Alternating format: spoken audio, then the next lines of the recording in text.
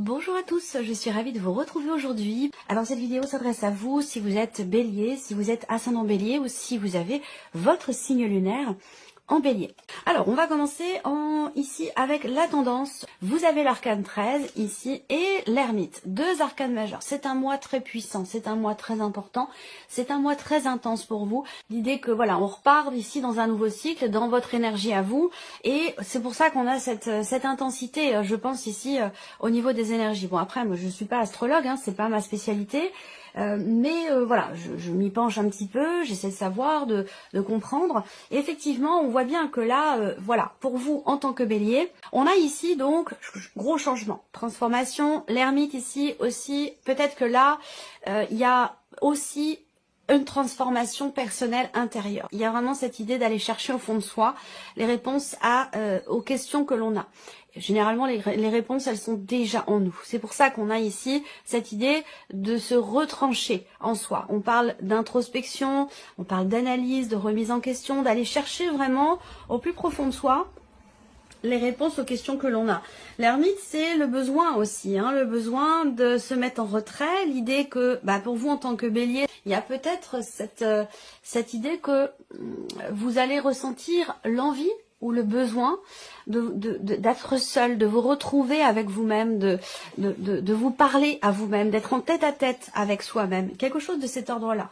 En tout cas, on voit bien que c'est un mois quand même chargé, c'est un mois très intense. On va voir selon les différents domaines de vie quelles sont les énergies qui ressortent pour vous.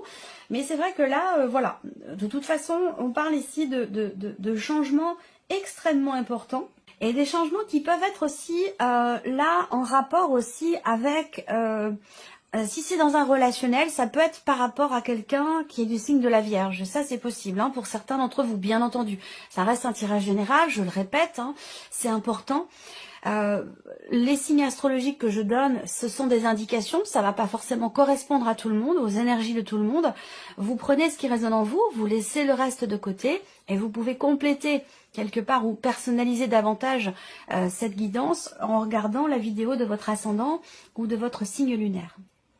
Alors, on continue. On va commencer par la partie émotionnelle et sentimentale. Alors, on regarde déjà donc la vie émotionnelle et sentimentale pour vous, amis béliers. Qu'est-ce qu'on a? Le trèfle, le cercueil, l'arcane 13, encore une fois. Là, l'énergie principale pour la vie sentimentale avec le cercueil, c'est la fin de quelque chose. Alors, ça ne veut pas forcément dire une séparation, la fin d'une relation, mais bien sûr, pour certains d'entre vous, c'est peut-être le cas. On voit que là, pour certains d'entre vous, je pense que vous avez des sentiments pour une personne. Il y a quand même ici la carte du cœur qui est présente. Ça veut dire que là, on va parler d'amour quand même. On va parler de sentiments. On va parler de ce que l'on ressent qui fait vibrer quand même. On ressent quelque chose ici pour quelqu'un et ça fait vibrer quand même le cœur. Par contre, ce qu'on voit, c'est qu'on a quelque chose qui est bloqué ou qui est bloquant dans cette relation. Soit ici, il y a un blocage émotionnel qui fait qu'on a des difficultés à tenter sa chance vis-à-vis d'une personne, à essayer d'apporter quelque chose de différent. L'énergie ici du cercueil peut représenter effectivement le fait que là, il y ait quelque chose de bloqué ou de bloquant dans ce qui est ressenti ou dans ce qui est vécu au niveau de la vie sentimentale. Je pense que c'est surtout aussi dans ce qui est ressenti en fait. Hein. On voit bien qu'il y a aussi une résonance avec l'arcane 13, hein, ici avec ce cercueil, où on va encore une fois parler de grands changements, de transformation, de grosses remises en question aussi pour certains d'entre vous, dans ce qui est ressenti ou dans ce qui est vécu. C'est vrai qu'avec ces énergies-là, il y a quand même l'idée on est dans quelque chose qui est bloqué. Hein. Soit on n'arrive pas à insuffler quelque chose que l'on aimerait bien apporter dans ce qui est vécu dans une relation, soit ici on est bloqué émotionnellement. Peut-être que pour certains d'entre vous, vous êtes encore en deuil par rapport à un passé, par rapport à une séparation. Il y a encore du chagrin. Et peut-être que du coup dans votre cœur, il n'y a pas forcément toute la place pour ce qui se présente à vous, ce qui se présente de nouveau. Il y a peut-être une opportunité de vivre quelque chose avec une personne et il se peut que vous soyez vous encore dans un processus de deuil, de changement intérieur, de changement émotionnel et que vous n'êtes peut-être pas encore tout à fait prêt ou prête à accueillir ici ce qui se présente à vous au niveau émotionnel. Pour d'autres, ou dans la vie sentimentale. Pour d'autres, eh bien, vous êtes peut-être en cours de séparation, en cours de divorce. On a ici effectivement l'idée de la fin d'une relation, la notion de séparation. Effectivement, pour certains d'entre vous, vous êtes dans cette énergie-là. Voilà. On peut parler de chagrin d'amour, voilà. Alors peut-être que là, il y a une incapacité ou une impossibilité à matérialiser quelque chose vis-à-vis d'une personne que vous aimez beaucoup. Voilà. Il y a peut-être des sentiments, mais il y a quelque chose qui bloque, qui empêche peut-être la relation d'évoluer ou que la relation puisse tout simplement commencer, débuter. Ça peut aussi être ça. On va développer avec le tarot au niveau émotionnel et sentimental. Alors vous avez le 2 de denier. Donc il y a cette idée quand même d'être en équilibre, malgré tout. On parle d'équilibre ici avec cette carte-là, mais c'est un équilibre qui peut être un peu fragile quand même, parce que le 2 de denier représente le fait de jongler un petit peu. Donc là, peut-être que pour certains d'entre vous, il y a deux situations, deux relations, de ressentis sur lesquels vous surfez en fait ici. Et j'ai l'impression que vous parvenez à garder quelque part un équilibre dans ce que vous faites, hein, concrètement, mais c'est pour moi, je trouve, un équilibre qui est un petit peu vacillant ou qui peut être un petit peu fragile. Voilà. Alors, on continue. On voit ici que il y a quand même, avec ce 6 de bâton, l'idée de réussir ici à quelque chose. Il y a une forme de... Je pense que là, il y a cette idée de réussir à tourner la page. On réussit à clôturer quelque chose, un cycle. On réussit à arrêter aussi peut-être quelque chose, à poser des limites. Ça peut être aussi une remise en question qui est extrêmement positive pour vous également, si on parle de remise en question avec ce cercueil. En tout cas, il y a un gros changement qui vous est bénéfique. Voilà. Donc, c'est ce que je vous disais tout à l'heure en début de vidéo. Il y a un changement important, une transformation importante ou quelque chose qui prend fin, mais qui quelque part vous est bénéfique parce qu'il y a quand même une certaine fierté qui est là, qui est présente en vous. Donc je pense que là, on a en plus ici la roue de fortune, donc on a bien encore une fois cette notion de fin de cycle qui est appuyée ici. L'idée d'une roue qui tourne, ce que vous vivez, ce que vous ressentez. Quelque part avec la roue de fortune, il y a une forme de destinée dans ce qui est vécu là, dans ce qui est ressenti. C'est-à-dire que là, on ne peut pas forcément être en contrôle par rapport à ce qui se passe. Même si on voit que vous faites tout pour garder un équilibre, il y a les petits bonheurs de la vie qui sont là. On voit bien là, il y a quelque chose quand même de positif, une notion d'équilibre dans ces petits bonheurs, dans ces petites choses qui sont furtives dans la vie, qui font que on est bien, on est content, on vit quelque chose quand même, en tout cas on vit les choses émotionnellement assez agréablement, mais et on garde un équilibre, on parvient à garder un équilibre, mais on voit qu'il y a quand même ici un bouleversement important avec cette carte du cercueil, où il y a soit une séparation qui est en cours, où vous réussissez peut-être pour certains d'entre vous à partir, à dire non, à dire stop, à dire c'est fini. Ça peut être dans le cas d'une relation triangulaire pour certains d'entre vous, en tout cas on réussit ici à mettre un terme à quelque chose, à arrêter quelque chose. Et si c'est une séparation, avec le 6 de bâton, je pense que c'est quelque chose qui se passe plutôt bien. Voilà, il n'y a pas de rancœur, il n'y a pas d'animosité, il n'y a pas de... Voilà.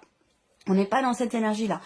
On voit bien qu'ici aussi, dans ce qui est vécu, dans ce qui est ressenti, il y a une forme de destinée. C'est-à-dire que là, dans les grandes lignes, si vous voulez, ce que vous vivez, c'est quelque part quelque chose qui devait arriver. Donc peut-être que vous l'avez vous ressenti, c'est possible, hein, ou que vous avez repoussé une échéance. Vous avez tout fait pour faire en sorte que ça reste malgré tout stable et équilibré, et que vous sentiez quand même que là, quelque chose allait changer, que quelque chose allait se terminer, s'arrêter ou fondamentalement changer dans votre vie. Voilà. Donc, c'est pour ça qu'on a quelque part, paradoxalement, une notion de l'idée de petit bonheur, d'un équilibre, et en même temps, un chamboulement quand même assez important, un changement assez important dans la vie émotionnelle ou dans le cas d'une relation. Parce qu'on voit que c'est un mois qui est quand même extrêmement important pour vous. C'est un mois qui est dense et qui est assez intense. Voilà. Allez, on continue. On va regarder maintenant la sphère professionnelle. Donc votre vie active, votre vie professionnelle, votre formation, votre apprentissage, votre démarche de recherche d'emploi ou votre travail. Alors, qu'est-ce qu'on a ici? Voilà. Ok, alors, on a quand même le mot qui est ici. J'aurais préféré le voir là, mais voilà, il est là. Alors, on voit que vous attendez. Pour certains d'entre vous, vous attendez, vous patientez, vous persévérez, vous êtes en confiance, malgré les difficultés, malgré les blocages ici. Il y a l'espoir que la situation s'assainisse, que la situation s'équilibre, se rééquilibre. Mais on voit bien que là, on a quand même le mot qui indique que il y a justement quelque chose entre guillemets de problématique. On va parler de blocage avec la carte du Mont qui sont encore présents jusqu'à ce qu'on bascule sur le signe du Taureau. Vous voyez, quand on va changer de signe, c'est peut-être là que les choses vont éventuellement évoluer. Je dis bien éventuellement parce qu'on a quand même ce Mont ici qui est présent. Donc il y a quelque chose qui est ralenti, quelque chose qui est reporté, quelque chose qui est compliqué, qui est traversé là aussi. Là, pour certains d'entre vous, ça peut avoir un rapport aussi avec la santé, soit en lien à un arrêt maladie, à une invalidité ou à quelque chose de cet ordre-là. Ça peut être aussi ça. Peut-être que là, si on parle de problématiques de santé ou d'un arrêt maladie ou quelque chose qui vous bloque professionnellement de par votre santé, on voit que malgré tout ici, il y a cette notion de confiance qui est présente, hein, cette notion d'espoir et de confiance, d'attente et de persévérance par rapport à une problématique qui est rencontrée dans la sphère professionnelle. Alors certes, les choses progressent lentement, mais visiblement ici, il est quand même question d'obstacles qui sont surmontés, mais qui ça prend énormément de temps. Voilà. 3, 3, 6, 7. Ça peut avoir un lien avec un projet aussi, hein, professionnel. 3, 3, 6, c'est du 8. Ouais, projet. Soit c'est un lien avec un projet professionnel, soit c'est tout ce qui est en rapport avec l'administration, tout ce qui est administratif, tout ce qui est peut-être étatique aussi, hein, étatique, administratif, voire même juridique ici. Est-ce que vous avez un projet peut-être pour certains d'entre vous qui nécessite des démarches et visiblement qui prennent ici beaucoup de temps. Allez, on continue avec le tarot, vie active et professionnelle. Voilà, alors le 4 d'épée, on voit bien, comme je vous l'ai dit, encore une fois, on va parler ici de blocage. Là, on a une notion d'attente, d'espoir, qui est quand même une notion de confiance qui est quand même présente, malgré les blocages. Peut-être que vous attendez une réponse aussi là. Vous avez entrepris des démarches virtuelles, des démarches par internet, des démarches administratives et vous attendez un retour, vous attendez une réponse. On a une notion d'inertie, donc une situation qui n'évolue pas, qui demande ici d'avoir confiance, d'avoir espoir, de persévérer et de ne pas perdre confiance en la situation. Ce 4 d'épée va indiquer effectivement un blocage au niveau de la communication. Est-ce que là, il est question de télétravail et de télétravail qui peut-être vous pose problème. C'est peut-être pas quelque chose qui vous convient ou que vous souhaitiez ou attendiez. On a encore là, vous voyez, 3 cartes de blocage quand même ici par rapport à la sphère pro. Le pendu ici, effectivement, il peut être question d'un sentiment d'impuissance. On se sent impuissant face à ce que l'on veut voir s'arranger, s'assainir ou se rééquilibrer. Le pendu va représenter évidemment la notion quelque part de blocage, surtout à côté du 4 d'épée. Il y a quelque chose au niveau de la communication qui est pas évident. Alors soit il y a un sentiment d'incompréhension, soit effectivement là il n'y a pas de retour par rapport à des nouvelles peut-être que vous attendez ou un message ou quelque chose comme ça. C'est un mois qui peut être compliqué encore par rapport à tout ce qui est en lien à la sphère professionnelle, à la vie professionnelle. Il y a quand même cette idée d'arriver au bout d'une phase, d'un cycle qui a été quand même assez compliqué, éprouvant, difficile. Là, avec le pendu, il est question dans la sphère professionnelle, pour que les choses s'assainissent, il va être question de voir une problématique ou un blocage sous un autre angle, d'une manière différente, pour avoir des perspectives différentes et pour pouvoir réussir à justement à trouver ou retrouver une forme d'équilibre dans ce qui est vécu, dans ce qui est traversé ou par rapport aussi à ce qui est attendu. Voilà. Allez, on continue, matériel et financier, ici pour vous les béliers. Alors, matériel et financier, qu'est-ce qu'on a? Le soleil, l'enfant et le bouquet. Donc là, il y a une satisfaction concernant de l'argent, concernant les finances, concernant un budget ou peut-être par rapport aussi à un projet, qu'il soit d'ailleurs matériel ou financier. Là, on a quelque chose ici de nouveau.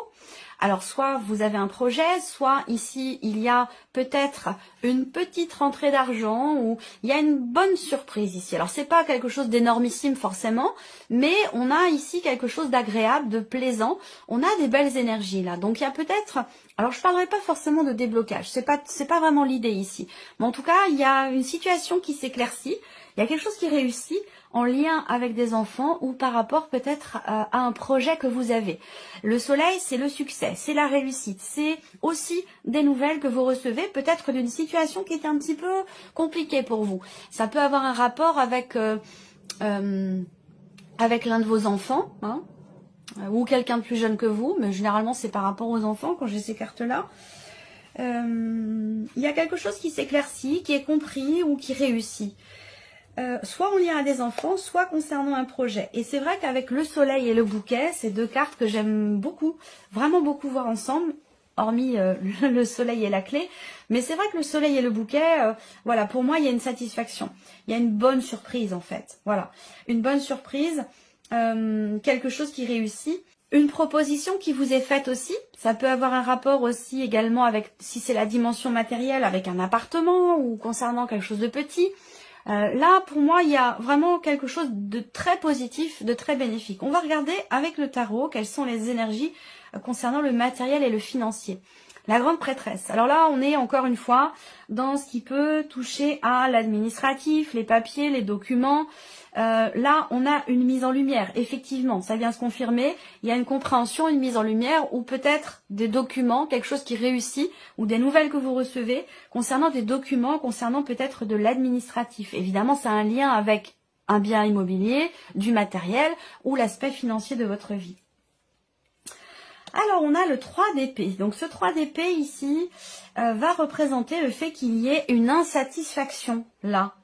Alors, on va voir la dernière carte. L'empereur. L'empereur qui est aussi votre énergie et qui est également au dos ici du tarot que j'ai utilisé pour les énergies principales. Qu'est-ce qu'on a? La justice. Donc voilà. Là, l'idée d'un mouvement, d'un changement concernant de l'argent, une situation peut-être complexe, financièrement parlant, où vous ne recevez pas de nouvelles, vous attendez des nouvelles. J'ai l'impression qu'elles vont finir quand même par arriver, mais c'est quelque chose qui peut-être a tardé. Hein. Là, on voit qu'il y a l'idée d'être en peine, ou de ne pas être en peine. Hein. Je crois, j'ai eu peur de ne pas avoir suffisamment articulé.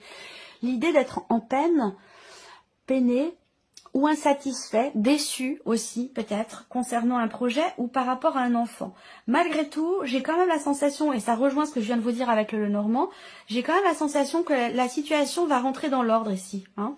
Que ce soit administratif, juridique, parce que quand je regarde les cartes quand même ici, on a un aspect juridique. Alors c'est peut-être aussi par rapport à, ça peut avoir un lien avec la sphère professionnelle, puisqu'évidemment, voilà, le côté financier est tout à fait dépendant et relié finalement de l'activité, de la vie professionnelle, quelle que soit la source de vos revenus, voilà, c'est complètement relié. Donc là, on a une dimension quand même ici juridique, administrative, officielle, ça peut être dans le cas d'une procédure aussi, hein, également, qui peut être reliée ou non à la sphère professionnelle, mais en tout cas, voilà, on a quand même ici une personne qui fait figure d'autorité, donc peut-être que là, vous apprenez quelque chose qui ne vous réjouit pas forcément, ici, de prime abord, il y a une dualité en fait ici. Je ressens une dualité concernant quelque chose de nouveau, concernant un relationnel parent-enfant, ou concernant peut-être un projet.